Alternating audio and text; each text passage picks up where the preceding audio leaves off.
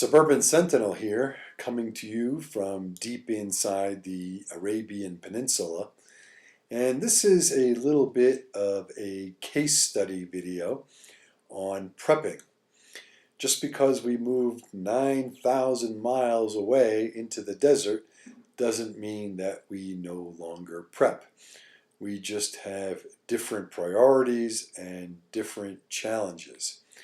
So what I want to do today is review one of the big challenges we have and our response thereto, to hopefully give you folks out there some ideas and perhaps get some feedback on how we can improve as well. For every prepper, water is an issue. Now, when we were back in the States, our biggest issue was making water potable.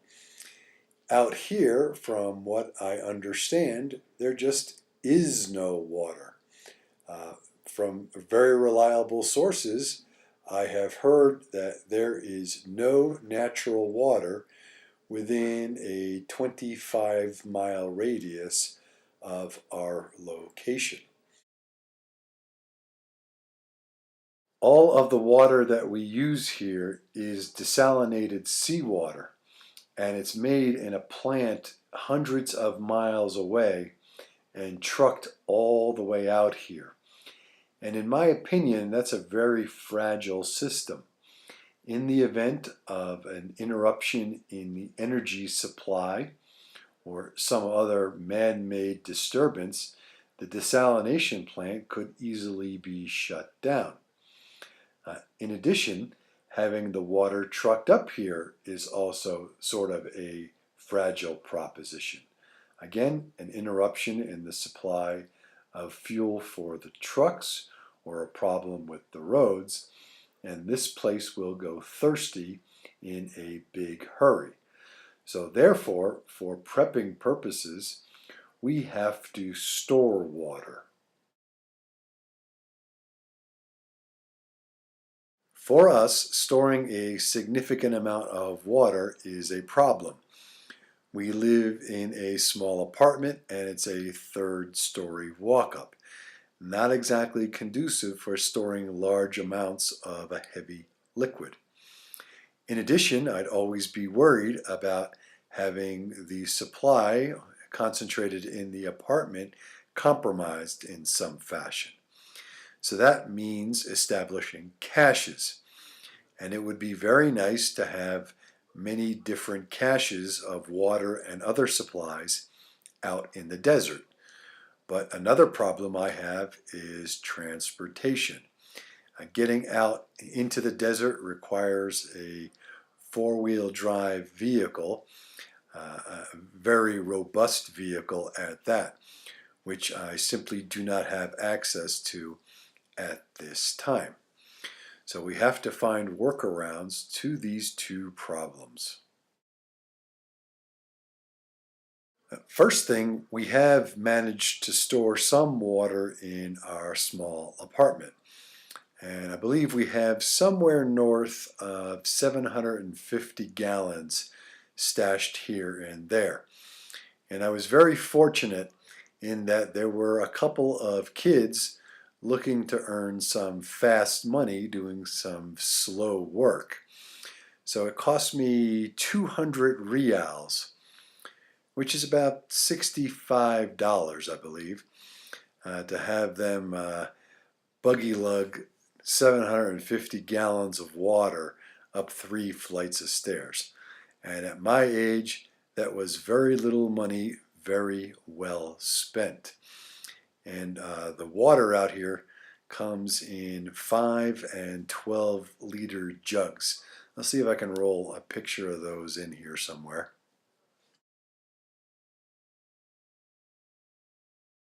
That 750 gallons in the apartment is a pretty good start, but nowhere near the amount of water I feel comfortable having on hand in case of an emergency. And again, my preference would be to cache large amounts of water far out in the desert. However, I simply do not have the resources to to pull off the logistics at this time. So, on to Plan B. There is an odd sort of construction boom going on in this area.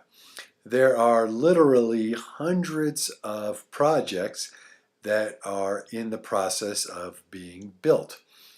But for reasons which completely elude me, most of these projects seem to have stalled at one point or another.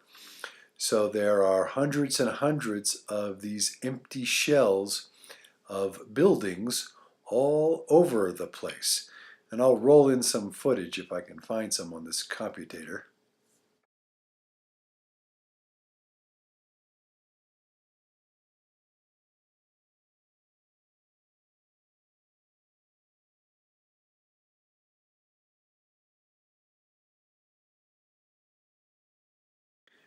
To me, it looks like a lot of these buildings have not been touched for several years, if not upwards of a decade or more. Again, I'm not sure why this is happening. Perhaps they do not have the same type of financing arrangements that we're used to for construction projects, but all these buildings are in the condition similar to what you've seen on the screen. So my plan is to put caches of food, water, and other supplies in these building shells.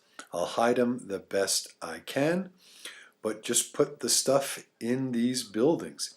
I don't think anybody ever goes into most of them. It's certainly not a perfect plan. There's always a risk that a cache is going to be compromised based on ordinary construction or kids finding it or whatever. But I think that's about the best option I have right now. My plan as far as caches being compromised is to just have many of them. My goal is to have 14 different caches in these buildings within walking distance. Having the buildings is certainly not a problem. The challenge will be getting significant amounts of supplies into the upper floors of these buildings and getting the stuff hidden. It will certainly be a challenge, but I think it's about the best thing I can do for now.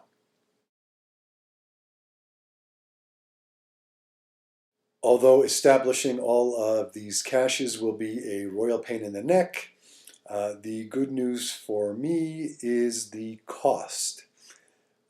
Bottled potable water is heavily subsidized here in the kingdom, and water runs about 25 cents a gallon, including the packaging. In addition, canned food is relatively inexpensive, at least compared with the United States like I'm used to. So each cache will cost me somewhere between $100 and $150 and provide a month's worth of food, water, and other supplies. So making all these caches will still cost less than 2,000 US dollars. And I am quite grateful for that. So that is the case study on my water woes. I hope some of you can get something out of this, and if any of you have any ideas on how I might further proceed, those ideas are more than welcome. Thanks for watching. This is the Suburban Sentinel, again coming to you from the heart of the Arabian Peninsula. Please thumbs up and subscribe if you like what you see. Questions and enlightening comments are always welcome. Prep and be safe, everybody.